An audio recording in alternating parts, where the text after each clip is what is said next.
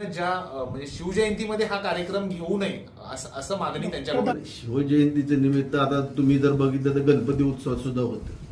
म्हणजे हे तुम्ही नृत्य आज साताऱ्यात पहिल्यांदा बघताय अशातला भाग नाही. ह्याच्या आधी सुद्धा गणपती देऊन गेलेले आहे. बऱ्याच गोष्टी म्हणजे सणावारात हे एक प्रकारचं नृत्य आहे आणि ह्या नृत्याच्या ह्याच्यानंच पाहावं. जर हे नृत्याच्या ह्याने जर पाहिलं गेलं तर तुम्हाला मला ह्यात नाही काय वाटत की ह्यात काय फार मोठी गोष्ट आहे म्हणून.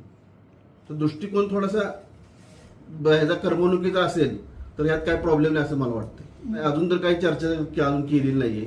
आता कार्यक्रम आहे उद्या सकाळी वगैरे बोलील मी डॉक्टरांशी. त्यांनी माझ्यामध्ये व्हिडिओ पाहिले असतील किंवा नसतील त्यांनी काय माहित नाही मला, किंवा त्यांनी आता काय त्यातनं हे घेतलंय त्यांचं सुद्धा काय जे मत त्यांचं हे झाले त्या सुद्धा बोलून चर्चेत न मारणी. कार्यक्रम होणार आहे का अघोरी नृत्य? कार्यक्रम होणार आहे. कार्यक्रम घेतलेला आहे, आपण ऍडव्हान्स दिलेला आहे. ती गरीब लोक त्यांनी बुकिंग सोडून आपल्या साताऱ्यासाठी आलेत. साधे साधे रहमतपूर सारख्या बारक्या ह्याच्यातनं शहरातनं आलेले आहेत.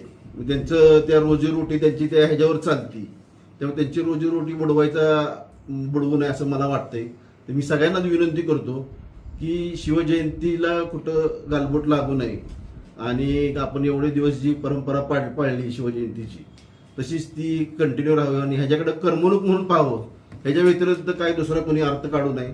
आणि आतापर्यंत आम्ही अंधश्रद्धेला कधीच खतपाणी घातलेलं नाही, ह्याच्या सुद्धा पुढे घालणार नाही ही एक ग्वाही देतो मी या ठिकाणी.